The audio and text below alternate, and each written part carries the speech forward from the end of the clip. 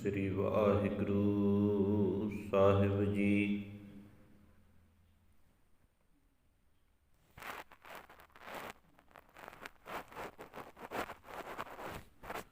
ਮੰਨੈ ਮਾਰਗ ਠਾਕ ਨਾ ਪਾਏ,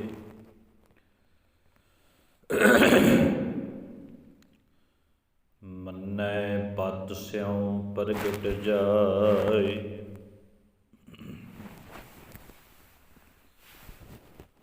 ਮੰਨੈ ਮਗ੍ਨ ਨਾ ਚੱਲੈ ਪੰਥ,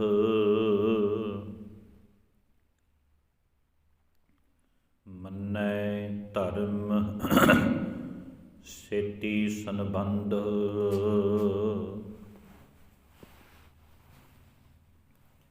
ਐਸਾ ਨਾਮ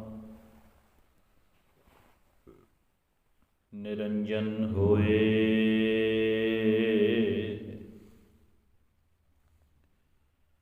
ਜੇ ਕੋ ਮਨ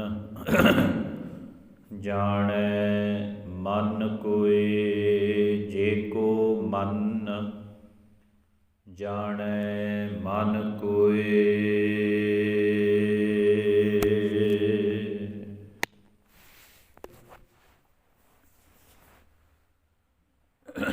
ਪਰਮ ਸਨਮਾਨ ਤੇ ਸਤਿਕਾਰਯੋਗ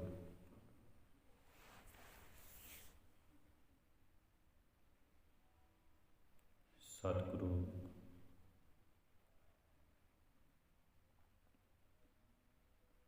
ਸਾਹਿਬ ਸ੍ਰੀ ਗੁਰੂ ਗ੍ਰੰਥ ਸਾਹਿਬ ਜੀ,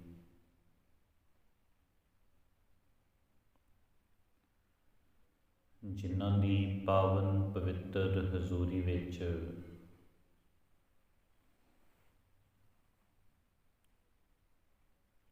ਆਪਾਂ ਸਾਰੇ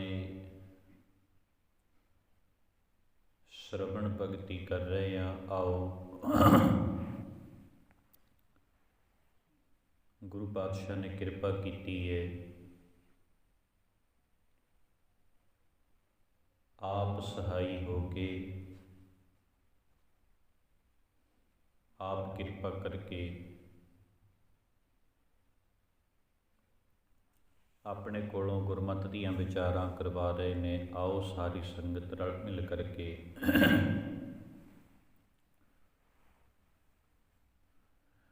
ਸ੍ਰੀ ਜਪਜੀ ਸਾਹਿਬ ਜੀ ਦੀ ਵਿਚਾਰ ਵਿੱਚੋਂ ਜੀਵਨ ਦੀ ਜਾਂਚ, ਜ਼ਿੰਦਗੀ ਦੀ ਜਾਂਚ ਸਿੱਖਣ ਦਾ ਯਤਨ ਕਰੀਏ।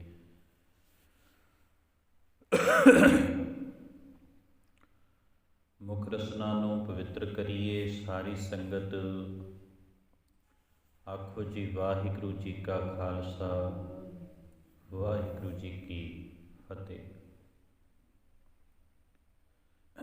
ਮੰਨਣ ਦੇ ਸੰਬੰਧ ਵਿੱਚ ਆਪਾਂ 2 ਪੌੜੀਆਂ ਵਿਚਾਰ ਚੁੱਕੇ ਹਾਂ।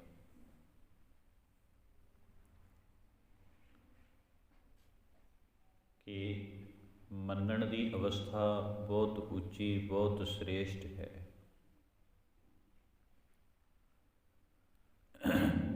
ਤਤਵੇਤੇ ਜਨਾਂ ਨੇ, ਵਿਦਵਾਨਾਂ ਨੇ ਸ਼ਰਵਣ ਕਰਨ ਦੀ ਅਵਸਥਾ ਤੋਂ ਬਾਅਦ ਇੱਕ ਬਿਆਨ ਕੀਤਾ ਹੈ ਕਿ ਮਨੁੱਖ ਸ਼ਰਵਣ ਕਰਨ ਤੋਂ ਬਾਅਦ ਜਾਂ ਤਾਂ ਵਿਚਾਰ ਵਾਲੇ ਪਾਸੇ ਚਲਾ ਜਾਂਦਾ ਹੈ, ਉਹ ਤੇ ਇੱਕ ਮੁੱਖਾ ਤੀਰ ਹੈ। ਜਿਹੜਾ ਇਨਸਾਨ ਸ਼ਰਵਣ ਕਰਨ ਤੋਂ ਬਾਅਦ ਵਿਚਾਰ ਦੇ ਤਲ ਤੇ ਚਲਾ ਜਾਵੇ, ਵਿਚਾਰ ਕਰਨ ਵਾਲਾ ਹੋ ਜਾਵੇ, ਭਾਵ ਜਿਹਦੇ ਅੰਦਰ ਫੁਰਨੇ ਬਣਨ ਲੱਗ ਜਾਣ, ਸ਼ੰਕੇ ਪੈਦਾ ਹੋ ਜਾਣ। ਆਪਾਂ ਬੇਨਤੀ ਕੀਤੀ ਸੀ ਨਾ ਪਹਿਲੀਆਂ ਵਿਚਾਰਾਂ ਦੇ ਵਿੱਚ ਕਿ ਜਿਹੜੀ ਸੁਰਤ ਹੈ, ਜਿਹੜੀ ਬੁੱਧ ਹੈ, ਤੇ ਬੁੱਧੀ ਦੀ ਜਿਹੜੀ ਵਿਚਾਰ ਹੁੰਦੀ ਹੈ, ਬੁੱਧੀ ਦੇ ਜਿਹੜੇ ਸੰਕਲਪ ਹੁੰਦੇ ਨੇ, ਬੁੱਧੀ ਦੇ ਜਿਹੜੇ ਵਿਕਲਪ ਹੁੰਦੇ ਨੇ, ਪ੍ਰਸ਼ਨ ਹੁੰਦੇ ਨੇ,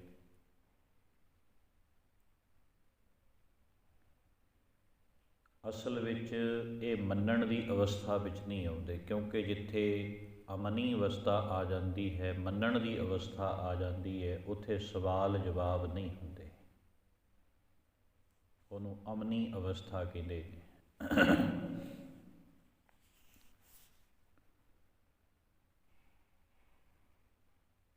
ਹੁਣ ਜਿਹੜਾ ਵਿਚਾਰ ਕਰਨ ਵਾਲੇ ਪਾਸੇ ਹੋ ਜਾਵੇ, ਭਾਵ ਸਰਵਣ ਤੇ ਉਹਨੇ ਕਰ ਲਿਆ, ਮੰਨ ਲਓ ਸੁਣ ਤੇ ਲਿਆ, ਸੁਣ ਕੇ ਸ਼ੰਕਾਵਾਦੀ ਹੋ ਜਾਂਦਾ ਹੈ, ਕੋਈ ਪਰਿਵਰਤਨ ਨਹੀਂ ਆਇਆ, ਪ੍ਰਸ਼ਨ ਕੀਤਾ। ਵੈਸੇ ਤਾਂ ਸਮਾਜ ਦੀ ਇੱਕ ਬਹੁਤ ਵੱਡੀ ਘਾਟ ਹੈ ਸਾਡੇ ਅੰਦਰ, ਅਸੀਂ ਉਹ ਸੁਣਦੇ ਹਾਂ ਜੋ ਸਾਡੇ ਅਨੁਕੂਲ ਹੋਵੇ, ਜੋ ਸਾਡੇ ਅੰਦਰ ਹੈ ਉਹੀ ਅਸੀਂ ਸੁਣਦੇ ਹਾਂ।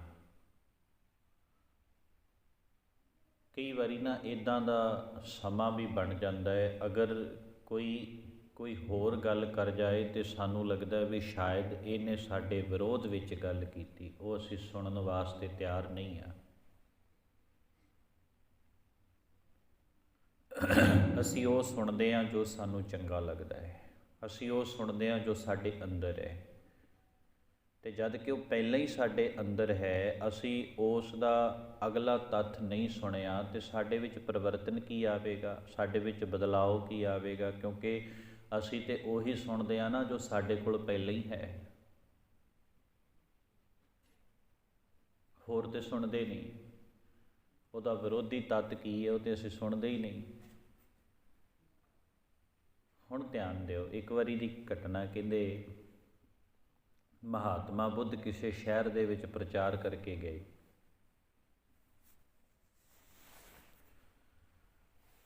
ਅਤੇ ਜਦੋਂ ਉਹ ਪ੍ਰਚਾਰ ਕਰਕੇ ਗਏ ਨਾ,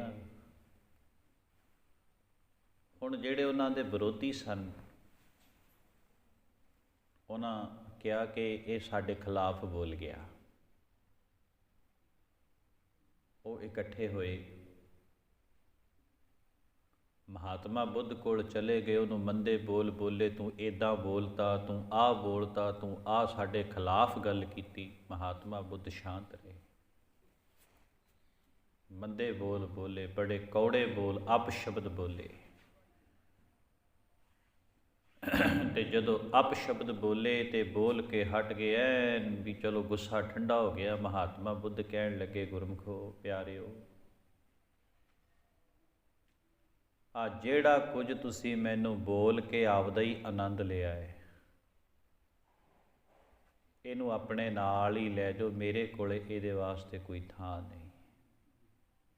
ਕਹਿਣ ਦਾ ਭਾਵ ਮਤਲਬ ਤੁਸੀਂ ਸਮਝ ਗਏ ਭਾਈ, ਵੀ ਤੁਸੀਂ ਜਿਹੜੇ ਅਪਸ਼ਬਦ ਬੋਲੇ ਨੇ, ਮਾੜੇ ਸ਼ਬਦ ਬੋਲੇ ਨੇ, ਮੈਂ ਮਾੜੇ ਸ਼ਬਦ ਸੁਣਦਾ ਹੀ ਨਹੀਂ, ਮੈਨੂੰ ਤੁਹਾਡੇ 'ਤੇ ਗਿਲਾ ਵੀ ਨਹੀਂ ਵੀ ਕਿਉਂ ਬੋਲੇ, ਮੈਨੂੰ ਤੁਹਾਡੇ ਬੋਲਣ ਨਾਲ ਕੋਈ ਫਰਕ ਵੀ ਨਹੀਂ ਪੈਂਦਾ। ਇਸੇ ਤਰ੍ਹਾਂ ਅਸੀਂ ਉਹ ਸੁਣਦੇ ਹਾਂ ਜੋ ਸਾਡੇ ਅਨੁਕੂਲਤ ਹੋਵੇ। ਅਗਰ ਅਸੀਂ ਕੋਈ ਹੋਰ ਤੱਥ ਸੁਣ ਲਈਏ ਤਾਂ ਸਾਨੂੰ ਲੱਗਦਾ ਵੀ ਇਹ ਚੰਗਾ ਨਹੀਂ, ਪਰ ਸੁਣਨਾ ਚਾਹੀਦਾ ਹੈ, ਫੇਰ ਹੀ ਸਾਡੇ ਵਿੱਚ ਪਰਿਵਰਤਨ ਆਵੇਗਾ, ਫੇਰ ਹੀ ਸਾਡੇ ਵਿੱਚ ਬਦਲਾਅ ਆਵੇਗਾ ਨਾ।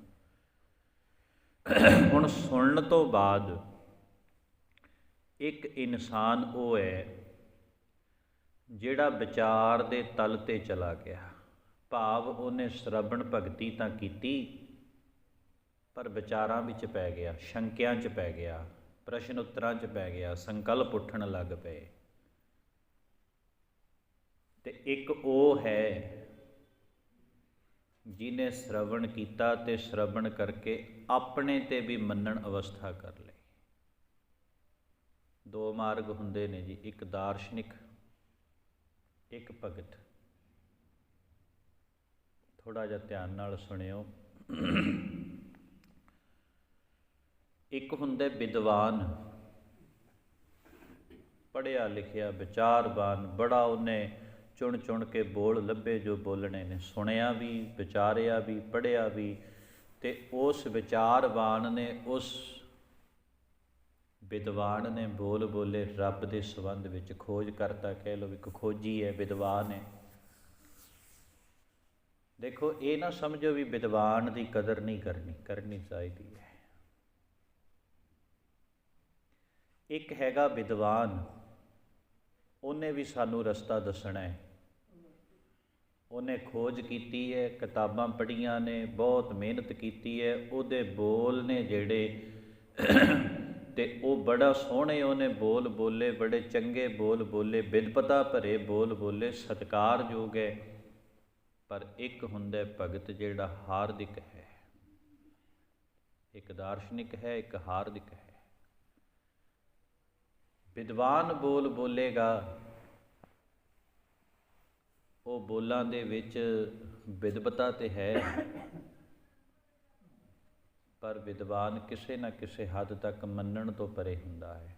ਇੱਕ ਹੁੰਦਾ ਰੱਬ ਦਾ ਪਿਆਰਾ ਭਗਤ, ਜਿਹਨੇ ਆਪ ਮੰਨਿਆ, ਅਤੇ ਉਹ ਜਦੋਂ ਕੋਈ ਬੋਲ ਬੋਲਦੇ ਨੇ ਨਾ, ਹਿਰਦਾ ਵਿੰਨ ਕੇ ਰੱਖ ਦਿੰਦੇ ਅਗਲੇ ਦਾ। ਆਪਾਂ ਆਮ ਹੀ ਸੁਭਾਵਿਕ ਹੈ ਜੀ। ਸੰਤ ਬਾਬਾ ਜਰਨੈਲ ਸਿੰਘ ਜੀ ਦਾ ਜਨਮ ਦਿਨ ਹੈ, ਦੇਖੋ ਪਰਸੋਂ, ਅਤੇ ਮਹਾਂਪੁਰਖ ਵਿਦਵਾਨ ਵੀ ਸਨ ਅਤੇ ਆਪ ਮੰਨਣ ਵਾਲੇ ਵੀ ਸੀ।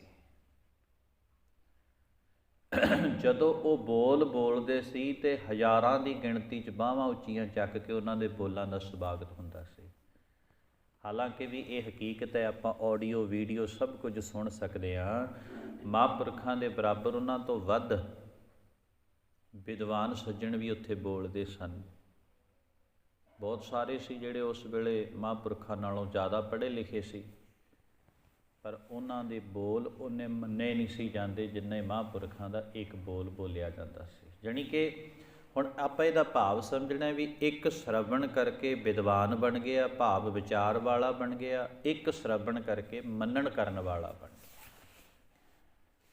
ਅਤੇ ਜਿਹਨੇ ਮੰਨਣ ਕੀਤਾ ਉਹਦੇ ਬਾਰੇ ਆਪਾਂ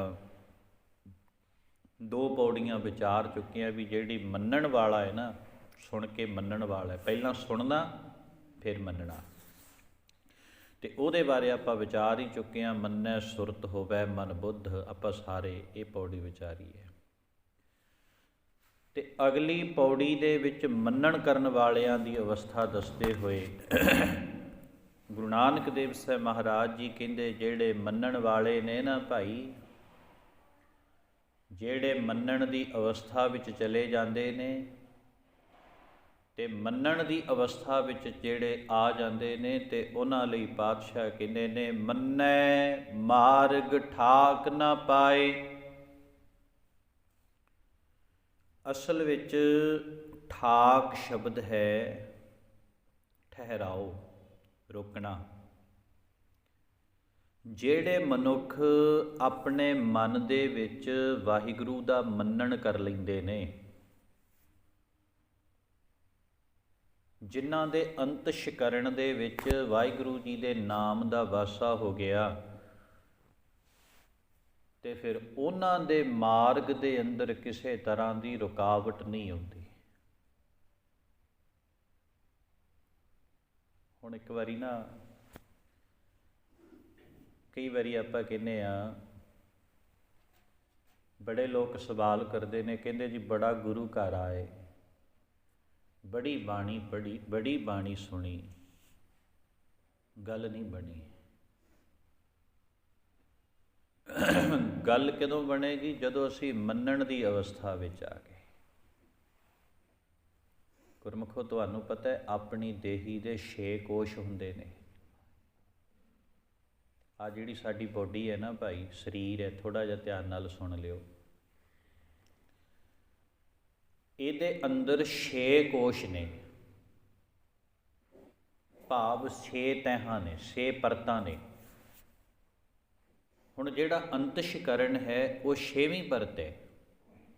ਉੱਥੇ ਤੱਕ ਤਾਂ ਆਪਾਂ ਪਹੁੰਚੇ ਹੀ ਨਹੀਂ, ਅਤੇ ਆਪਾਂ ਹੁਣੇ ਹੀ ਭਾਲਦੇ ਹਾਂ ਵੀ ਦੁੱਖ ਰੋਗ ਸੰਤਾਪ ਉਤਰੇ ਸੁਣੀ ਸੱਚੀ ਬਾਣੀ, ਵੀ ਬਾਣੀ ਸੁਣਦੇ ਹਾਂ ਸਾਡੇ ਦੁੱਖ ਤਕਲੀਫ ਉਤਰ ਜਾਣ, ਅਤੇ ਅਸੀਂ 6ਵੀਂ ਪਰਤ ਤੱਕ ਤਾਂ ਪੁੱਜੇ ਹੀ ਨਹੀਂ। ਸੁਣੋ, ਸਾਡੀ ਦੇਹੀ ਦੀਆਂ 6 ਪਰਤਾਂ ਨੇ, 6 ਤਹਿਾਂ ਨੇ, ਔਰ ਜਿਹੜੀ ਤਹਿ ਦੇ ਵਿੱਚ, ਜਿਹੜੀ ਪਰਤ ਦੇ ਵਿੱਚ ਪਰਮਾਤਮਾ ਵਸਦਾ ਹੈ, ਉਹ 5 ਤਹਿਾਂ ਲੱਥਣ ਤੋਂ ਬਾਅਦ 6ਵੀਂ ਤਹਿ ਹੈ, ਉਹਨੂੰ ਕਹਿੰਦੇ ਨੇ ਅੰਤਸ਼ਕਰਨ। 6 ਤਹਿਾਂ, 6 ਕੋਸ਼। ਪਤਾ ਕੋਸ਼ ਮਤਲਬ ਦਰਵਾਜ਼ਾ, ਪਰਦਾ, ਪਰਦੇ ਨੂੰ ਵੀ ਕੋਸ਼ ਕਹਿੰਦੇ ਨੇ। ਛੇ ਕੋਸ਼ ਕਿਹੜੇ ਨੇ? ਸਭ ਤੋਂ ਪਹਿਲਾਂ ਤਾਂ ਜੀ ਅੰਨਵੈ ਕੋਸ਼, ਸਾਡੀ ਦੇਹੀ ਦੀ ਉਹ ਪਰਤ ਜਿਹੜੀ ਅੰਨ ਨਾਲ ਚੱਲਦੀ ਹੈ।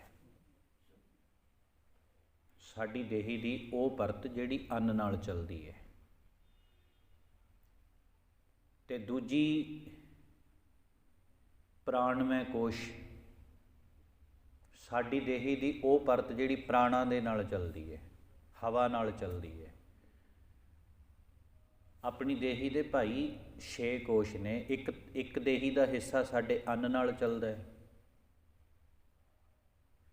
ਦੂਸਰਾ ਪ੍ਰਾਣਾਂ ਨਾਲ ਚੱਲਦਾ, ਇੱਕ ਹਵਾ ਨਾਲ ਚੱਲਦਾ। ਇਸ ਤਰ੍ਹਾਂ ਜਿਹੜੀ ਛੇਵੀਂ ਪਰਤ ਹੈ ਤੇ ਉਹ ਹੈਗਾ ਜੀ ਅੰਤਸ਼ਕਰਨ। ਗੁਰੂ ਤੇਗ ਬਹਾਦਰ ਸਾਹਿਬ ਜੀ ਇੱਕ ਬਚਨ ਕਰਦੇ ਨੇ, ਪਾਤਸ਼ਾਹ ਕਹਿੰਦੇ ਘਟ ਘਟ ਮੈਂ ਹਰ ਜੂ ਬਸੈ, ਸੰਤਨ ਕਹੇ ਉਪਕਾਰ। ਵੈਸੇ ਗੁਰਬਾਣੀ ਦੇ ਅਰਥ ਕਰਕੇ ਕੋਈ ਬੰਦਾ ਇਹ ਨਹੀਂ ਕਹਿ ਸਕਦਾ ਵੀ ਆਹ ਜਿਹੜੇ ਅਰਥ ਮੈਂ ਕੀਤੇ ਨੇ ਇਹ ਠੀਕ ਨੇ, ਇਹ ਨਹੀਂ ਕੋਈ ਕਹਿ ਸਕਦਾ। ਇਹ ਸਮੁੰਦਰ ਹੈ ਜੀ, ਇਹਦੇ ਵਿੱਚ ਜਿੰਨੀ ਡੂੰਘੀ ਚੁੱਭੀ ਕੋਈ ਮਾਰ ਸਕੇਗਾ ਤੇ ਓਨੇ ਹੀਰੇ ਮੋਤੀ ਚੁਗ ਲਏਗਾ। ਹੁਣ ਧਿਆਨ ਦਿਓ, ਘਟ ਘਟ ਮੈਂ ਹਰ ਜੂ ਬਸੈ ਦਾ ਭਾਵ ਕੀ ਹੈ? ਪਹਿਲਾ ਅਰਥ ਤੇ ਆਮ ਵਿਦਵਾਨ ਇਹੀ ਕਰਦੇ ਨੇ ਵੀ ਉਹ ਜਿਹੜਾ ਪਰਮਾਤਮਾ ਉਹ ਸਾਰੇ ਸਰੀਰਾਂ ਦੇ ਵਿੱਚ ਵਸਦਾ ਹੈ। ਪਰ ਇੱਥੇ ਦੋ ਵਾਰ ਘਟ ਸ਼ਬਦ ਦੀ ਵਰਤੋਂ ਕੀਤੀ ਗਈ, ਘਟ ਘਟ ਮੈਂ ਹਰ ਜੂ ਬਸੈ। ਇਹਦਾ ਭਾਵ ਪਤਾ ਕੀ ਹੈ ਜੀ? ਆ ਜਿਹੜਾ ਸਾਡਾ ਘਟ ਹੈ, ਆ ਜਿਹੜਾ ਸਾਡਾ ਸਰੀਰ ਹੈ, ਤੇ ਇਹਦੇ ਅੰਦਰ ਇੱਕ ਹੋਰ ਘਟ ਹੈ ਜਿਹਨੂੰ ਆਪਾਂ ਕਹਿੰਦੇ ਹੈਗੇ ਆ ਅੰਤਸ਼ਕਰਨ, ਤੇ ਉਹਦੇ ਵਿੱਚ ਪਰਮੇਸ਼ਰ ਦਾ ਵਾਸਾ ਹੁੰਦਾ ਹੈ। ਇੱਕ ਹੋਰ ਮੋਟੀ ਜੀ ਉਦਾਹਰਨ ਲੈ ਲਈਏ ਭਾਈ ਤਾਂ ਕਿ ਸਮਝ ਆ ਜਾਏ। ਆ ਜਿਹੜੀ ਦੇਹੀ ਹੈ ਨਾ, ਸਾਡੀ ਉੱਪਰਲੀ ਬੋਡੀ ਹੈ, ਇਹਦੇ ਵਿੱਚ ਰੱਬ ਦਾ ਵਾਸਾ ਨਹੀਂ ਹੈ। ਉੱਦਾਂ ਭਾਵੇਂ ਉਹ ਸਾਰੇ ਸੰਸਾਰ ਦੇ ਵਿੱਚ ਉਹਦਾ ਵਾਸਾ, ਉਹ ਵੱਖਰਾ ਵਿਸ਼ਾ ਹੈ, ਇਹ ਬਣਾਈ ਉਸੇ ਦੀ ਹੈ, ਪਰ ਰੱਬ ਦਾ ਵਾਸਾ ਇਹਦੇ ਵਿੱਚ ਨਹੀਂ। ਕਿਉਂ? ਕਿਉਂਕਿ ਇਹਨੂੰ ਤੇ ਬਿਮਾਰੀਆਂ ਵੀ ਲੱਗ ਜਾਂਦੀਆਂ ਨੇ, ਇਹਦੇ ਤੇ ਜ਼ਖਮ ਵੀ ਹੋ ਜਾਂਦੇ ਨੇ। ਇਹਦੇ ਅੰਦਰ ਤਾਂ ਜੋ ਅਸੀਂ ਅਨਾਜ ਖਾਂਦੇ ਹਾਂ ਉਹ ਗੰਦਾ ਵੀ ਹੋ ਜਾਂਦਾ, ਗੰਦਗੀ ਬਣ ਜਾਂਦੀ ਹੈ। ਆ ਪੜ੍ਹਦੇ ਹੀ ਆਪਾਂ ਗੁਰੂ ਨਾਨਕ ਦੇਵ ਸਾਹਿਬ ਜੀ ਦੇ ਬਚਨ, ਅੰਨ ਦੇਵਤਾ, ਪਾਣੀ ਦੇਵਤਾ, ਬੈਸੰਤਰ ਦੇਵਤਾ, ਲੂਣ ਪੰਜਵਾ ਪਾਇਆ ਘਿਰਤ, ਤਾਂ ਹੋਆ ਪਾਕ ਪਵਿੱਤ, ਪਾਪੀ ਸਿਉ ਤਨ ਗੱਡਿਆ ਥੁੱਕਾਂ ਪਈਆਂ। ਤੇ ਜਿਹੜਾ ਅਨਾਜ ਅਸੀਂ ਛਕਦੇ ਹਾਂ, ਭਾਵੇਂ ਕਿਤਨਾ ਹੀ ਪਾਕ ਕਿਤਨਾ ਹੀ ਪਵਿੱਤਰ ਕਿਉਂ ਨਾ ਹੋਵੇ, ਤੇ ਉਹ ਜਿਹੜਾ ਅਨਾਜ ਹੈ ਤੇ ਜਦੋਂ ਇਹ ਤਨ ਦੇ ਨਾਲ ਮਿਲੇਗਾ ਉਹ ਗੰਦਗੀ ਬਣ ਜਾਂਦਾ ਹੈ। ਹੋਰ ਉਦਾਹਰਣ ਲੈ ਲਓ, ਤੁਸੀਂ ਅਨਾਜ ਆਪਾਂ ਖਾਂਦੇ ਹਾਂ, ਸਾਰੇ ਹੱਥ ਵੀ ਧੋਨੇ ਆ, ਕੁਰਲੀ ਵੀ ਕਰਦੇ ਆ, ਵੀ ਪਾਕ ਬਣਾਉਂਦੇ ਵੀ ਸ਼ੁੱਧਤਾ ਦੇ ਨਾਲ, ਪਰ ਤੁਸੀਂ ਅਨਾਜ ਖਾਣ ਤੋਂ, ਭੋਜਨ ਛਕਣ ਤੋਂ ਕੁਝ ਸਮਾਂ ਬਾਅਦ ਆਪਣੇ ਹੀ ਮੂੰਹ ਦੇ ਵਿੱਚ ਫਸੇ ਕਿਸੇ ਕਚਰੇ ਦੀ ਨੂੰ ਵੇਖ ਲਿਓ, ਕਿਸੇ ਚੀਜ਼ ਦੇ ਨਾਲ ਕੱਢ ਕੇ, ਤੇ ਉਹਦੇ ਵਿੱਚੋਂ ਬਦਬੂ ਆਏਗੀ। ਆਹ ਸੱਚਾਈ ਹੈ ਜੀ ਸਾਡੀ ਬਾਡੀ ਦੀ। ਸਮਝਣਾ ਪੈਣਾ। ਸਤਿਗੁਰੂ ਸਾਹਿਬ ਸ੍ਰੀ ਗੁਰੂ ਗ੍ਰੰਥ ਸਾਹਿਬ ਜੀ ਦੀ ਬਾਣੀ ਨੂੰ ਮੰਨਣ ਦੀ ਅਵਸਥਾ ਕੀ ਹੈ? ਸੁਣੋ, ਸਾਡੀਆਂ ਸਰੀਰ ਦੀਆਂ, ਸਾਡੀ ਦੇਹੀ ਦੀਆਂ 6 ਤਹਿਾਂ ਨੇ। ਇੱਕ ਅੰਨ ਨਾਲ ਚੱਲਦੀ ਹੈ, ਇੱਕ ਹਵਾ ਨਾਲ ਚੱਲਦੀ ਹੈ, ਇੱਕ ਪਾਣੀ ਨਾਲ ਚੱਲਦੀ ਹੈ। ਇਹਨਾਂ 6ਵੀਂ ਜਿਹੜੀ ਤਹਿ ਹੈ ਉਹ ਹੈ ਅੰਤਸ਼ਕਰਨ। ਉਸੇ ਨੂੰ ਕਹਿੰਦੇ ਨੇ ਬੇਗਮਪੁਰਾ ਸ਼ਹਿਰ ਕੋ ਨਾਓ। ਉਸ ਅੰਤਸ਼ਕਰਨ ਦੇ ਵਿੱਚ ਪਰਮੇਸ਼ਰ ਵਾਹਿਗੁਰੂ ਦਾ ਵਾਸ ਹੈ, ਤੇ ਜਿਹੜਾ ਮੰਨਣ ਦੀ ਅਵਸਥਾ ਵਿੱਚ ਆ ਜਾਂਦਾ ਹੈ ਤੇ ਉਹ ਉਸ ਅੰਤਸ਼ਕਰਨ ਦੇ ਵਿੱਚ ਚਲਾ ਜਾਂਦਾ ਹੈ। ਹੁਣ ਜਿਹੜਾ ਮੰਨਣ ਦੀ ਅਵਸਥਾ ਦੇ ਵਿੱਚ ਆ ਜਾਂਦਾ ਹੈ ਤੇ ਫਿਰ ਉਹਦੇ ਮਾਰਗ ਤੇ ਕੋਈ ਰੁਕਾਵਟ ਨਹੀਂ ਆਉਂਦੀ, ਕਿਉਂਕਿ ਉਹ ਉਸ ਦੁਨਿਆਵੀ ਮਾਰਗਾਂ ਤੋਂ ਪਰੇ ਹੋ ਜਾਂਦਾ ਹੈ, ਦੁਨਿਆਵੀ ਰਸਤਿਆਂ ਤੋਂ ਪਰੇ ਹੋ ਜਾਂਦਾ ਹੈ। ਇਸ ਕਰਕੇ ਮੰਨੈ ਮਾਰਗ ਠਾਕ ਨਾ ਪਾਏ। ਮੰਨਣ ਦੀ ਅਵਸਥਾ ਵਿੱਚ, ਜਿਹੜਾ ਮੰਨਣ ਦੀ ਅਵਸਥਾ ਆਪਾਂ ਕਈ ਦਿਨਾਂ ਤੋਂ ਸਮਝਦੇ ਆ ਰਹੇ ਹਾਂ ਨਾ ਭਾਈ, ਜਿਹੜੇ ਤੇ ਡੇਲੀ ਆਉਂਦੇ ਹੋ ਤੁਹਾਨੂੰ ਪਤਾ ਹੀ ਹੈ ਵੀ ਮੰਨਣ ਦੀ ਅਵਸਥਾ ਕੀ ਹੈ। ਮੰਨਣ ਦੀ ਅਵਸਥਾ ਹੈ ਜਿੱਥੇ ਮਨ ਦੇ ਸੰਕਲਪ ਰੁਕ ਜਾਣ, ਜਿੱਥੇ ਮਨ ਖਤਮ ਹੋ ਜਾਏ।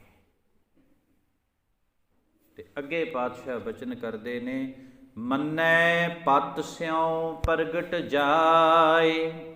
ਮੰਨੈ ਪਤ, ਪਤ ਨਾਮ ਹੈ ਜੀ ਇੱਜ਼ਤ ਦਾ।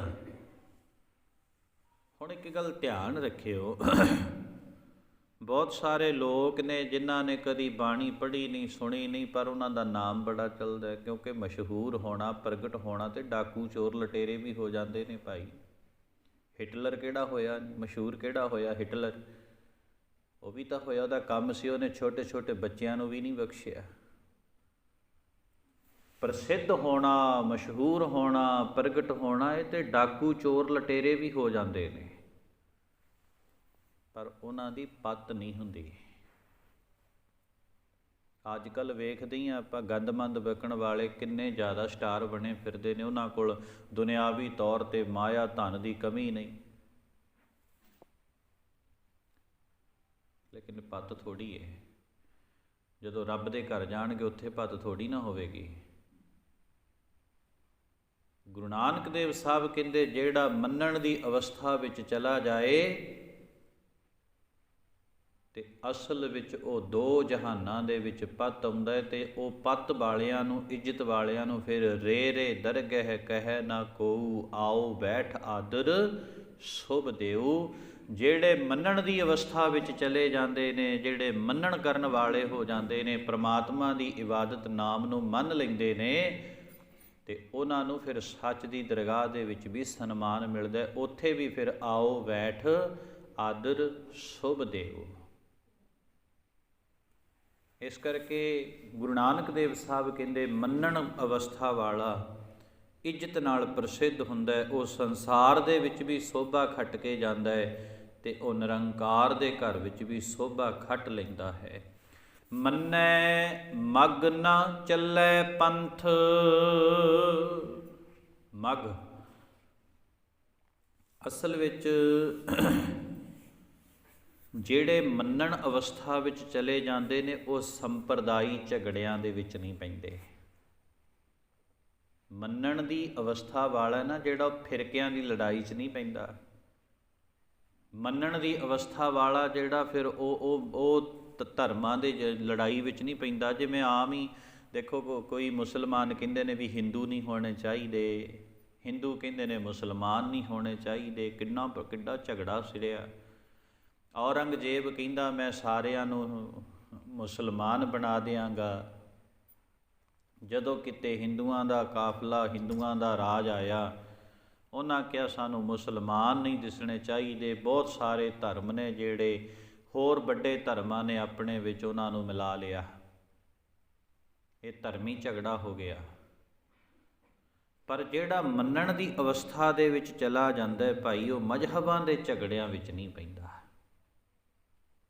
ਮੰਨਣ ਦੀ ਅਵਸਥਾ ਵਿੱਚ ਚਲੇ ਜਾਣ ਵਾਲਾ, ਦੇਖੋ ਆਉਂਦੀ ਹੈ ਨਾ ਗੁਰੂ ਘਰ ਦੇ ਵਿੱਚੋਂ ਆਵਾਜ਼ ਕੇ ਅਬਲਹ ਅੱਲਾਹ ਨੂਰ ਉਪਾਇਆ, ਕੁਦਰਤ ਕੇ ਸਭ ਬੰਦੇ, ਏਕ ਨੂਰ ਤੇ ਸਭ ਜਗ ਉਪਜਿਆ, ਕੌਣ ਭਲੇ ਕੋ ਮੰਦੇ। ਭਾਵੇਂ ਕਿ ਸਾਡਾ ਇੱਕ ਪੰਥ ਵੱਖਰਾ ਹੈ, ਸਾਡਾ ਪਹਿਰਾਵਾ ਵੱਖਰਾ ਹੈ, ਸਾਡੇ ਸਿਧਾਂਤ ਵੱਖਰੇ ਨੇ, ਪਰ ਇਹਨਾਂ ਸਿਧਾਂਤਾਂ ਦੇ ਵਿੱਚੋਂ ਤੁਹਾਨੂੰ ਕੱਟੜਤਾ ਦੀ ਬੂ ਨਹੀਂ ਆਏਗੀ।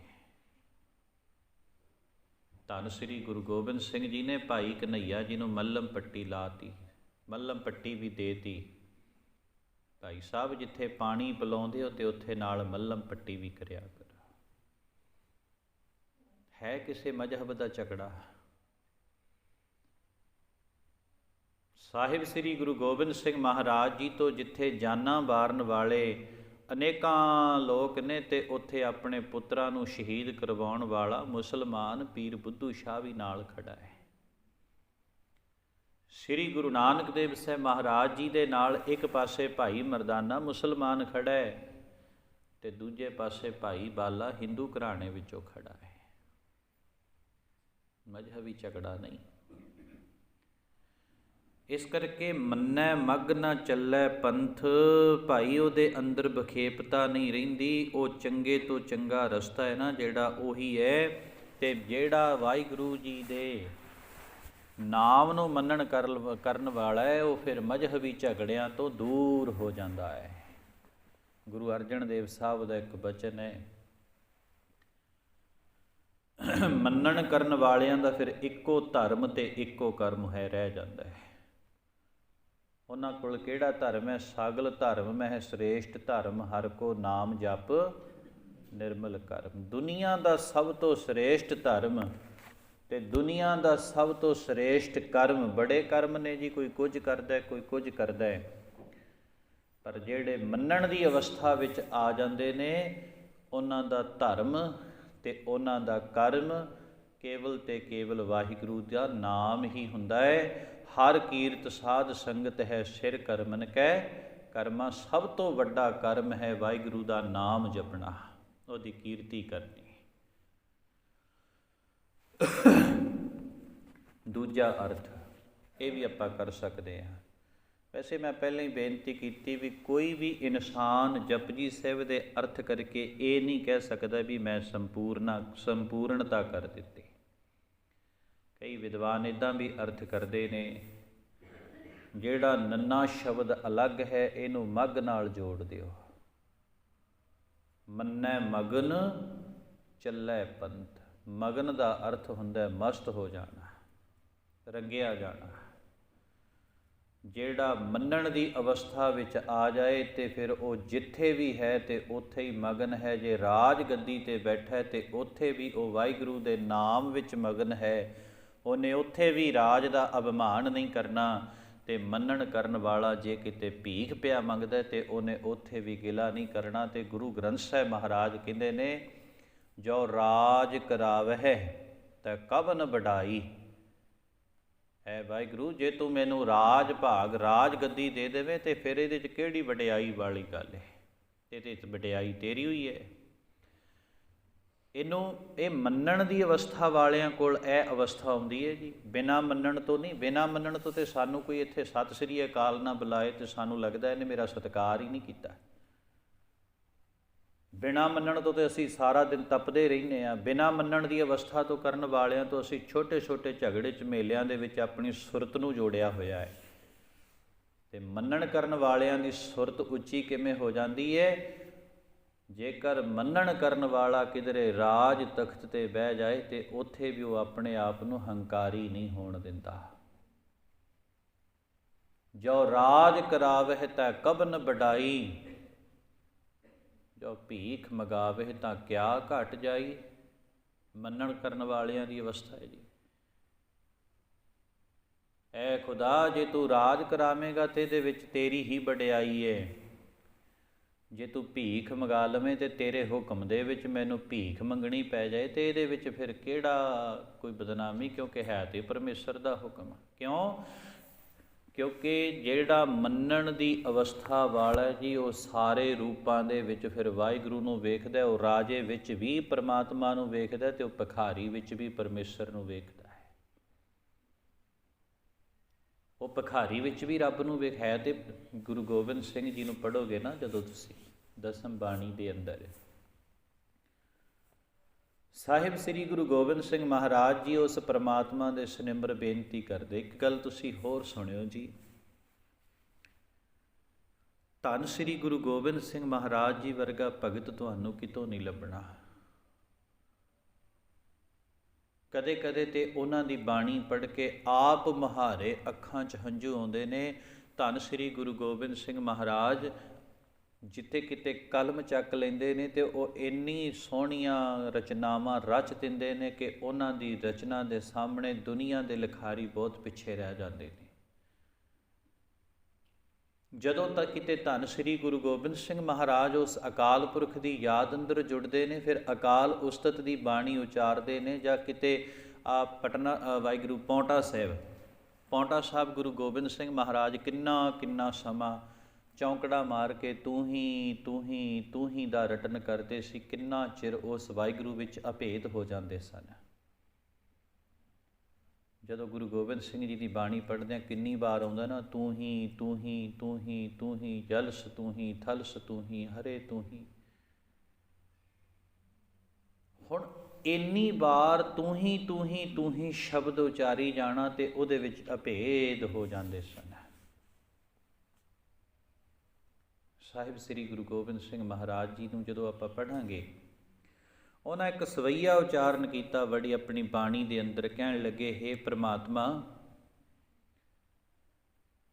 ਸਾਰੀ ਦੁਨੀਆ ਕੁੱਲ ਕਾਇਨਾਤ ਦੇ ਵਿੱਚ ਤੂੰ ਵਸਦਾ ਹੈ, ਸਾਰੇ ਰੂਪ ਤੇਰੇ ਨੇ। ਠੀਕ ਹੈ, ਕਈਆਂ ਦੇ ਵਿੱਚ ਤੂੰ ਚੇਤਨ ਸਤਾ ਪਾ ਦਿੱਤੀ, ਆਪਣੇ ਅੰਦਰ ਚੇਤਨ ਸਤਾ ਹੈ ਜੀ। ਆਪਾਂ ਬੋਲਦੇ ਹਾਂ, ਵੇਖਦੇ ਹਾਂ, ਸੁਣਦੇ ਹਾਂ, ਦਰਖਤਾਂ ਦੇ ਵਿੱਚ, ਪੰਛੀਆਂ ਦੇ ਵਿੱਚ, ਜਾਨਵਰਾਂ ਦੇ ਵਿੱਚ ਚੇਤਨ ਸਤਾ ਹੈ। ਇਹ ਮਾਲਕ, ਇਹ ਚੇਤਨ ਸਤਾ ਹੈ। ਜਿਹੜੇ ਚੇਤਨ ਸਤਾ ਵਾਲੇ ਨੇ ਉਹਨਾਂ ਦੇ ਵਿੱਚ ਵੀ ਤੇਰਾ ਵਸ ਹੈ, ਤੇ ਜਿਹੜੇ ਜੜ ਨੇ ਨਾ, ਜੜ ਸਮਝਦੇ ਹੋ ਜੀ, ਪੱਥਰ, ਪਹਾੜ, ਹੈ ਵਾਹਿਗੁਰੂ, ਆ ਜੜ ਰੂਪ ਵੀ ਤੂੰ ਹੈ। ਜਿਵੇਂ ਆਪਾਂ ਇੱਕ ਉਦਾਹਰਨ ਲੈ ਲਓ ਵੀ 2 ਗਲਾਸ ਪਏ ਨੇ, ਇੱਕ ਗਲਾਸ ਵਿੱਚ ਪਾਣੀ ਹੈ, ਇੱਕ ਖਾਲੀ ਹੈ। ਹੁਣ ਜਿਹੜਾ ਗਲਾਸ ਖਾਲੀ ਹੈ ਉਹਨੂੰ ਆਪਾਂ ਇਹ ਤੇ ਨਹੀਂ ਨਾ ਕਹਿ ਸਕਦੇ ਵੀ ਇਹ ਗਲਾਸ ਹੀ ਹੈ ਨਹੀਂ। ਜੇ ਇਹਦੇ ਵਿੱਚ ਪਾਣੀ ਨਹੀਂ ਤਾਂ ਇਹਦਾ ਮਤਲਬ ਇਹ ਥੋੜ੍ਹਾ ਵੀ ਗਲਾਸ ਹੀ ਹੈ ਨਹੀਂ। ਠੀਕ ਹੈ, ਉਹਦੇ ਵਿੱਚ ਚੇਤਨ ਸਤਾ ਨਹੀਂ ਹੈ। ਕੁਝ ਜੜ ਪਦਾਰਥ ਨੇ ਜਿਨ੍ਹਾਂ ਵਿੱਚ ਪਰਮੇਸ਼ਰ ਦੀ ਚੇਤਨਤਾ ਨਹੀਂ, ਸਤਾ ਨਹੀਂ ਹੈ, ਅਤੇ ਕੁਝ ਜਿਹੜੇ ਨੇ ਚੇਤਨ ਸਤਾ ਵਾਲੇ ਨੇ। ਪਰ ਭਾਵੇਂ ਕੋਈ ਜੜ ਹੈ, ਸੂਖਮ ਅਸਥੂਲ ਜੀਵ ਜੰਤ ਜਿੰਨੇ ਵੀ ਹਨ, ਇਹ ਵਾਹਿਗੁਰੂ ਜੀ, ਇਹ ਸਾਰੇ ਤੇਰੇ ਹੀ ਰੂਪ ਨੇ। ਹੁਣ ਮੰਨਣ ਕਰਨ ਵਾਲਾ ਜਿਹੜਾ ਹੈ, ਤੇ ਮੰਨਣ ਕਰਨ ਵਾਲਾ ਜਿਹੜਾ ਹੈ, ਉਹ ਇਸ ਅਵਸਥਾ ਵਿੱਚ ਪਹੁੰਚ ਜਾਂਦਾ ਹੈ। ਉਹ ਭਿਖਾਰੀ ਦੇ ਵਿੱਚ ਵੀ ਰੱਬ ਨੂੰ ਵੇਖਦਾ ਹੈ, ਤੇ ਉਹ ਰਾਜੇ ਦੇ ਵਿੱਚ ਵੀ ਰੱਬ ਨੂੰ ਵੇਖਦਾ ਹੈ। ਤੇ ਇਸ ਕਰਕੇ ਇਹ ਸੰਪਰਦਾਈ ਅਰਥ ਹੈ ਭਾਈ ਕਿ ਮੰਨੈ ਮਗਨ, ਆ ਜਿਹੜਾ ਨੰਨਾ ਅਲੱਗ ਹੈ, ਇਹਨੂੰ ਮਗ ਨਾਲ ਜੋੜ ਕੇ, ਮੰਨੈ ਮਗਨ ਚੱਲੈ ਪੰਥ। ਜਿਹੜਾ ਮੰਨਣ ਦੀ ਅਵਸਥਾ ਵਿੱਚ ਆ ਜਾਂਦਾ ਹੈ, ਤੇ ਬਸ ਫਿਰ ਭਾਈ ਉਹ ਜਿਹੜਾ ਗੁਰਮੁਖ ਹੈ ਨਾ, ਉਹ ਜਿੱਥੇ ਵੀ ਹੈ, ਜਿਸ ਅਵਸਥਾ ਵਿੱਚ ਵੀ ਹੈ, ਤੇ ਉਹ ਉੱਥੇ ਹੀ ਮਸਤ ਹੈ। ਉਹ ਰਾਜ ਗੱਦੀ ਤੇ ਬੈਠ ਕੇ ਵੀ ਹੰਕਾਰੀ ਨਹੀਂ ਹੈ, ਤੇ ਉਹ ਭੀਖ ਮੰਗਦਾ ਹੋਇਆ ਵੀ ਕ੍ਰੋਧੀ ਨਹੀਂ ਹੈ। ਉਹ ਭੀਖ ਮੰਗਦਾ ਹੋਇਆ ਵੀ ਸ਼ਰਮ ਨਹੀਂ ਮੰਨੇਗਾ। ਉਹ ਕਹਿੰਦਾ ਇਹ ਵੀ ਪਰਮਾਤਮਾ ਦਾ ਰੰਗ ਹੈ। ਇਸੇ ਨੂੰ ਕਹਿੰਦੇ ਨੇ ਕਿ ਰੱਬ ਦੇ ਪਿਆਰੇ ਨੇ ਨਾ ਜਿਹੜੇ, ਫਿਰ ਉਹ ਇਸ ਅਵਸਥਾ ਤੇ ਪਹੁੰਚ ਜਾਂਦੇ ਨੇ, ਜਿਉਂ ਭਾਵੈ ਤਿਉਂ ਰਾਖ ਲੈ, ਹਮ ਸ਼ਰਨ ਪ੍ਰਭ ਆਏ ਰਾਮ ਰਾਜ। ਜਿਵੇਂ ਆਪਣੀ ਇੱਕ ਕਹਾਵਤ ਹੁੰਦੀ ਹੈ ਜੀ, ਆਮ ਹੀ ਆਪਾਂ ਕਈ ਵਾਰੀ ਜਿਹਦੇ ਨਾਲ ਜ਼ਿਆਦਾ ਸਨੇਹ ਹੋਵੇ ਨਾ, ਆਪਾਂ ਨੂੰ ਕਹਿੰਦੇ ਹਾਂ ਵੀ ਤੇਰੀ ਮਰਜ਼ੀ ਹੈ। ਆਪਾਂ ਕਈ ਵਾਰੀ ਮਾਂ ਪਿਓ ਆਪਣੇ ਬੱਚੇ ਨੂੰ ਕਹਿ ਦਿੰਦੇ ਨੇ ਪੁੱਤਰ ਤੇਰੀ ਮਰਜ਼ੀ ਹੈ। ਕਈ ਵਾਰੀ ਬੱਚਾ ਆਪਣੇ ਮਾਂ ਪਿਓ ਨੂੰ, ਜਿੱਥੇ ਕੋਈ ਜ਼ਿਆਦਾ ਸਨੇਹ ਹੋਵੇ, ਆਪਾਂ ਉੱਥੇ ਵੀ ਤੇਰੀ ਮਰਜ਼ੀ ਹੈ, ਜਿਵੇਂ ਤੂੰ ਕਹੇਗਾ ਉਵੇਂ ਹੀ ਕਰਾਂਗੇ। ਤੇ ਜਿਹੜੇ ਰੱਬ ਦੇ ਪਿਆਰੇ ਨੇ ਨਾ ਭਾਈ, ਫਿਰ ਉਹ ਪਰਮੇਸ਼ਰ ਦੇ ਅਨੁਕੂਲਤ ਹੋ ਜਾਂਦੇ ਨੇ ਕਿ ਜਿਵੇਂ ਮਾਲਕਾ ਤੂੰ ਰੱਖੇਗਾ, ਅਸੀਂ ਉਹਦੇ ਵਿੱਚ ਹੀ ਰਾਜੀ ਰਵਾਂਗੇ। ਭੁੱਖੇ ਰੱਖ, ਪਿਆਸੇ ਰੱਖ, ਰਜਾ ਭਾਵੇਂ ਜਿੱਦਾਂ ਮਰਜ਼ੀ ਤੇਰਾ ਦਿਲ ਕਰਦਾ ਹੈ ਵਾਹਿਗੁਰੂ, ਉੱਦਾਂ ਰੱਖ। ਪਰ ਇੱਥੇ ਇੱਕ ਗੱਲ ਜ਼ਰੂਰ ਕਹਿਣੀ ਪਵੇਗੀ, ਕੋਈ ਵੀ ਮਾਂ ਪਿਓ ਕਦੇ ਆਪਣੀ ਸੰਤਾਨ ਨੂੰ ਦੁੱਖ ਨਹੀਂ ਦਿੰਦਾ। ਸਾਨੂੰ ਪਰਮੇਸ਼ਰ ਨੇ ਬਣਾਇਆ, ਤੇ ਉਹ ਬਣਾ ਕੇ ਸਾਨੂੰ ਦੁੱਖ ਕਿਉਂ ਦੇਵੇਗਾ? ਦੁੱਖ ਤੇ ਸਾਡੇ ਆਪਣੇ ਕਰਮਾਂ ਦੇ ਨੇ ਨਾ, ਉਹਨੇ ਦੁੱਖ ਥੋੜ੍ਹਾ ਦਿੱਤਾ ਜੀ। ਗੁਰੂ ਗ੍ਰੰਥ ਸਾਹਿਬ ਜੀ ਤੋਂ ਪੁੱਛੋ ਪਾਤਸ਼ਾਹ, ਕੀ ਸਾਨੂੰ ਕੋਈ ਦੁੱਖ ਦੇ ਸਕਦਾ ਹੈ? ਗੁਰੂ ਗ੍ਰੰਥ ਸਾਹਿਬ ਜੀ ਤੋਂ ਪੁੱਛੋ ਪ੍ਰਮਾਤਮਾ, ਕੀ ਸਾਨੂੰ ਕੋਈ ਦੁਖੀ ਕਰ ਸਕਦਾ ਹੈ? ਸਤਿਗੁਰੂ ਜੀ ਕਹਿੰਦੇ, ਦੱਦੈ ਦੋਸ਼ ਨਾ ਦਿਉ ਕਿਸੈ, ਦੋਸ਼ ਕਰਮਾਂ ਆਪਣਿਆਂ। ਕਿਸੇ ਨੂੰ ਦੋਸ਼ ਕਿਉਂ ਦਿੰਦਾ? ਤੇ ਆਪਣੇ ਕਰਮਾਂ ਨੂੰ ਦੋਸ਼ ਦੇ। ਦੱਦੈ ਦੋਸ਼ ਨਾ ਦਿਉ ਕਿਸੈ, ਦੋਸ਼ ਕਰਮਾਂ ਆਪਣਿਆਂ। ਜੋ ਮੈਂ ਕੀਆ ਸੋ ਮੈਂ ਪਾਇਆ, ਦੋਸ਼ ਨਾ ਦੀਜਹਿ ਅਵਰਜਨਾ। ਜੋ ਬੀਜਿਆ ਸੀ ਵੱਢਣਾ ਤੇ ਉਹੀ ਹੈ। ਤੋ ਇਸ ਕਰਕੇ ਮੰਨੈ ਮਗ ਨਾ ਚੱਲੈ ਪੰਥ। ਜਿਹੜੇ ਰੱਬ ਦੇ ਪਿਆਰੇ ਨੇ ਉਹ ਸੰਪਰਦਾਈ ਮਜ਼ਹਬੀ ਝਗੜਾਂ ਦੇ ਵਿੱਚ ਨਹੀਂ ਪੈਂਦੇ, ਉਹ ਮੰਨਣ ਦੀ ਅਵਸਥਾ ਵਿੱਚ ਪੁੱਜ ਜਾਂਦੇ ਨੇ। ਮੰਨੈ ਧਰਮ ਸੇਤੀ ਸੰਬੰਧ, ਉਸ ਮਨੁੱਖ ਦਾ ਸਿੱਧਾ ਧਰਮ ਦੇ ਨਾਲ। ਅਸਲ ਵਿੱਚ ਉਹ ਧਰਮੀ ਹੈ ਜੀ ਜਿਹੜਾ ਮੰਨਣ ਦੀ ਅਵਸਥਾ ਵਿੱਚ ਚਲਾ ਜਾਏ। ਸਾਨੂੰ ਲੱਗਦਾ ਵੀ ਮੈਂ ਸਿੱਖ ਹਾਂ, ਜਾਂ ਮੈਂ ਹਿੰਦੂ ਹਾਂ, ਮੈਂ ਮੁਸਲਮਾਨ ਹਾਂ, ਤੇ ਅਸੀਂ ਧਰਮ ਦੇ ਗੁਣਾਂ ਨੂੰ ਅਪਣਾਇਆ ਨਹੀਂ, ਤੇ ਧਰਮ ਦੇ ਗੁਣਾਂ ਨੂੰ ਨਾ ਅਪਣਾਉਣ ਕਰਕੇ ਅਸੀਂ ਧਰਮੀ ਥੋੜ੍ਹਾ ਹੈ ਜੀ। ਅਸਲ ਵਿੱਚ ਧਰਮੀ ਤਾਂ ਉਹ ਹੈ ਜਿਹਨੇ ਧਰਮ ਨੂੰ ਆਪਣੇ ਜੀਵਨ ਵਿੱਚ, ਆਪਣੇ ਜੀਵਨ ਨੂੰ ਧਰਮੀ ਬਣਾ ਲਿਆ। ਸਾਡੇ ਵਿੱਚ ਤੇ ਕੋਈ ਗੁਣ ਹੈ ਹੀ ਨਹੀਂ ਧਰਮੀ ਹੋਣ ਵਾਲਾ। ਕੋਈ ਚਿੰਨ੍ਹ ਪਾ ਕੇ ਥੋੜ੍ਹਾ ਅਸੀਂ ਧਰਮੀ ਬਣਨਾ ਹੈ ਜੀ। ਜੇ ਚਿੰਨ੍ਹ ਪਾ ਕੇ ਧਰਮੀ ਬਣਿਆ ਹੁੰਦਾ ਤਾਂ ਗੁਰੂ ਨਾਨਕ ਦੇਵ ਸਾਹਿਬ ਮਹਾਰਾਜ ਜੀ ਜਾਂ ਗੁਰੂ ਅਰਜਨ ਦੇਵ ਸਾਹਿਬ ਜੀ ਨੂੰ ਉੱਥੇ ਧਰਮ ਦੇ ਚਿੰਨ੍ਹ ਵੀ ਉਹਨਾਂ ਨੇ ਦੱਸ ਦੇਣੇ ਸੀ। ਜਦੋਂ ਕਿਹਾ ਨਾ ਕਿ ਸਗਲ ਧਰਮ ਮਹਿ ਸ੍ਰੇਸ਼ਟ ਧਰਮ, ਹਰ ਕੋ ਨਾਮ ਜਪ ਨਿਰਮਲ ਕਰਮ, ਜਿੱਥੇ ਵਾਹਿਗੁਰੂ ਦੇ ਨਾਮ ਦੀ ਗੱਲ ਕੀਤੀ ਉੱਥੇ ਕੋਈ ਨਾ ਕੋਈ ਚਿੰਨ੍ਹ ਵੀ ਦੱਸ ਦੇਣੇ ਸੀ। ਤੇ ਜਿਹਨੇ ਆਪਣੇ ਜੀਵਨ ਦੇ ਵਿੱਚ ਧਾਰਮਿਕ ਗੁਣਾਂ ਨੂੰ ਅਪਣਾ ਲਿਆ, ਅਸਲ ਵਿੱਚ ਜੀ ਅਸੀਂ ਨਾ ਗੁਰੂ ਨਾਨਕ ਦੇ ਘਰ ਨੂੰ ਸਮਝਣ ਵਿੱਚ ਬੜੀ ਦੇਰੀ ਲਾਤੀ। ਗੁਰੂ ਨਾਨਕ ਦੇਵ ਸਾਹਿਬ ਮਹਾਰਾਜ ਜੀ ਨੇ ਜਿਹੜਾ ਧਰਮ ਸਾਡੀ ਝੋਲੀ 'ਚ ਪਾਇਆ, ਤੇ ਉਹ ਧਰਮ ਜਿਹੜਾ ਨਾ ਉਹ ਸਾਨੂੰ ਇੰਨੀ ਉੱਚਾ ਉਹਨੇ ਜੀਵਨ ਦਿੱਤਾ। ਦੇਖੋ, ਸਿੱਖ ਧਰਮ ਕਦੀ ਕਿਸੇ ਨਾਲ ਨਫ਼ਰਤ ਨਹੀਂ ਕਰਦਾ। ਆ ਤੁਸੀਂ ਹੁਣ ਵੀ ਅਨੰਦਪੁਰ ਸਾਹਿਬ ਚਲੇ ਜਾਓ, ਅਨੇਕਾਂ ਮੱਤਾਂ ਦੇ ਸਾਧੂ ਮਹਾਤਮਾ ਤੁਹਾਨੂੰ ਉੱਥੇ ਮਿਲਣਗੇ। ਹਰਿਮੰਦਰ ਸਾਹਿਬ ਚਲੇ ਜਾਓ, ਇੱਥੇ ਤੇ ਪਤਾ ਨਹੀਂ ਆਪਾਂ ਕੀ ਦੋਸ਼ ਵੀ ਤੇ ਫਲਾਣੇ ਧਰਮ ਦਾ ਆ ਗਿਆ ਜੀ। ਆ ਨਹੀਂ, ਧੰਨ ਸ੍ਰੀ ਗੁਰੂ ਗੋਬਿੰਦ ਸਿੰਘ ਮਹਾਰਾਜ ਜੀ ਦੇ ਚਰਨਾਂ ਦੇ ਵਿੱਚ ਵੀ ਆਉਂਦੇ ਰਹੇ ਨੇ ਅਨੇਕ ਮੱਤਾਂ ਦੇ ਸਾਧੂ। ਪੜ੍ਹਦੇ ਆ ਨਾ ਸਵਈਆਂ ਦੇ ਵਿੱਚ, ਸਾਧ ਸਮੂਹ ਅਨੇਕ ਮਤੀ ਕੇ। ਜਿਹਨੂੰ ਸਿੱਖ ਧਰਮ ਦੇ ਗੁਣ ਚੰਗੇ ਲੱਗਦੇ ਨੇ, ਜਿਹੜਾ ਮਰਜ਼ੀ ਤੇਰਾ ਧਰਮ ਹੋਵੇ, ਆ ਸਿਧਾਂਤ ਨੂੰ ਅਪਣਾ, ਗੁਰੂ ਨਾਨਕ ਦੀ ਬਾਣੀ ਨੂੰ ਅਪਣਾ। ਲੇਕਿਨ ਸਾਡੇ ਜਿਹੜੇ ਸਿਧਾਂਤ ਨੇ ਸੱਚੇ ਪਾਤਸ਼ਾਹ ਨੇ ਸਭ ਤੋਂ ਵੱਖਰੇ ਕੀਤੇ। ਸਭ ਤੋਂ ਵੱਖਰੇ ਦਾ ਭਾਵ ਕੀ ਹੈ? ਇੱਥੇ ਸਿਰਫ ਉਸ ਪਰਮਾਤਮਾ ਦੀ ਹੋਂਦ ਨੂੰ ਬਰਕਰਾਰ ਰੱਖਿਆ ਹੈ। ਐਸਾ ਨਾਮ ਨਿਰੰਜਨ ਹੋਏ, ਜੇ ਕੋ ਮਨ ਜਾਣੈ ਮਨ ਕੋਏ। ਐਸਾ ਨਾਮ ਨਿਰੰਜਨ, ਉਹ ਜਿਹੜਾ ਵਾਹਿਗੁਰੂ ਦਾ ਨਾਮ ਹੈ ਨਾ ਭਾਈ, ਉਹ ਬੜਾ ਨਿਰੰਜਨ, ਕਾਲਖ ਤੋਂ ਰਾਗ ਦਵੈਸ਼ ਰੂਪੀ ਮੈਲ ਤੋਂ ਪਰੇ ਹੈ। ਭਾਵ ਉਹ ਜਿਹੜਾ ਨਾਮ ਹੈ ਉਹਨੂੰ ਕਿਸੇ ਤਰ੍ਹਾਂ ਦੀ ਕੋਈ ਮੈਲ ਨਹੀਂ, ਕਿਸੇ ਤਰ੍ਹਾਂ ਦਾ ਕੋਈ ਦੋਸ਼ ਨਹੀਂ। ਤੇ ਉਸ ਅਵਸਥਾ ਨੂੰ, ਉਸ ਵਾਹਿਗੁਰੂ ਦੀ ਨਾਮ ਦੇ ਆਨੰਦ ਨੂੰ ਉਹੀਓ ਜਾਣ ਸਕਦਾ ਜਿਹੜਾ ਮੰਨਣ ਅਵਸਥਾ ਵਿੱਚ ਚਲਾ ਜਾਏ। ਜੇ ਕੋ ਮਨ ਜਾਣੈ ਮਨ ਕੋਏ। ਜੇਕਰ ਤੂੰ ਨਾਮ ਦੇ ਆਨੰਦ ਨੂੰ ਲੈਣਾ ਹੈ, ਜੇਕਰ ਉਸ ਵਾਹਿਗੁਰੂ ਦੇ ਆਨੰਦ ਨੂੰ ਲੈਣਾ ਹੈ, ਤਾਂ ਤੈਨੂੰ ਮੰਨਣ ਅਵਸਥਾ ਵਿੱਚ ਆਉਣਾ ਪਏਗਾ। ਤਾਂ ਉਸ ਵਾਹਿਗੁਰੂ ਜੀ ਦੇ ਨਾਮ ਨੂੰ ਮੰਨਣ ਕਰ। ਇਹ ਤੀਜੀ ਪੌੜੀ ਮੰਨਣ ਦੇ ਸੰਬੰਧ ਵਿੱਚ ਆਪਾਂ ਇੱਥੋਂ ਤੱਕ ਵਿਚਾਰੀ ਹੈ। ਤੇ ਅੱਗੇ ਗੁਰੂ ਪਾਤਸ਼ਾਹ ਜੀ ਬਚਨ ਕਰਦੇ ਨੇ, ਮੰਨੈ ਪਾਵਹਿ ਮੋਖ ਦੁਆਰ। ਇਹ ਆਪਾਂ ਕੱਲ੍ਹ ਵਿਚਾਰਾਂਗੇ। ਗੁਰੂ ਸਾਹਿਬ ਕਿਰਪਾ ਕਰਨ, ਆਪਣੇ ਸਾਰਿਆਂ ਦੇ ਸਿਰ 'ਤੇ ਮਿਹਰ ਭਰਿਆ ਹੱਥ ਰੱਖ ਕੇ ਆਹ ਜਿਹੜੀ ਬਾਣੀ ਹੈ ਨਾ, ਇਹ ਸਾਡੇ ਪੜ੍ਹਨ ਸੁਣਨ ਸੁਣਾਉਣ ਵਾਲਿਆਂ ਦੇ ਹਿਰਦਿਆਂ 'ਚ ਆਪ ਵਸਾਉਣ, ਆਪ ਕਿਰਪਾ ਕਰਨ। ਬਾਕੀ ਅਰਦਾਸ ਗੁਰੂ ਪਾਤਸ਼ਾਹ ਦੇ ਚਰਨਾਂ ਵਿੱਚ ਕਰਿਆ ਕਰੋ ਹਮੇਸ਼ਾ। ਬਾਣੀ ਪੜ੍ਹਨ ਸੁਣਨ ਦੀ ਦਾਤ ਮੰਗਿਆ ਕਰੀਏ ਜੀ। ਸਤਿਗੁਰੂ ਜੀ ਆਪ ਸਹਾਈ ਹੋਵਣਗੇ। ਬੋਲਦਿਆਂ ਚਲਦਿਆਂ ਬੇਅੰਤ ਭੁੱਲਾਂ ਗੁਰੂ ਔਰ ਗੁਰੂ ਕੀ ਸੰਗਤ ਬਖਸ਼ਣਹਾਰ ਹੈ। ਬੁਲਾਓ ਫਤਿਹ ਆਖੋ ਜੀ। ਵਾਹਿਗੁਰੂ ਜੀ ਕਾ ਖਾਲਸਾ, ਵਾਹਿਗੁਰੂ ਜੀ ਕੀ ਫਤਿਹ।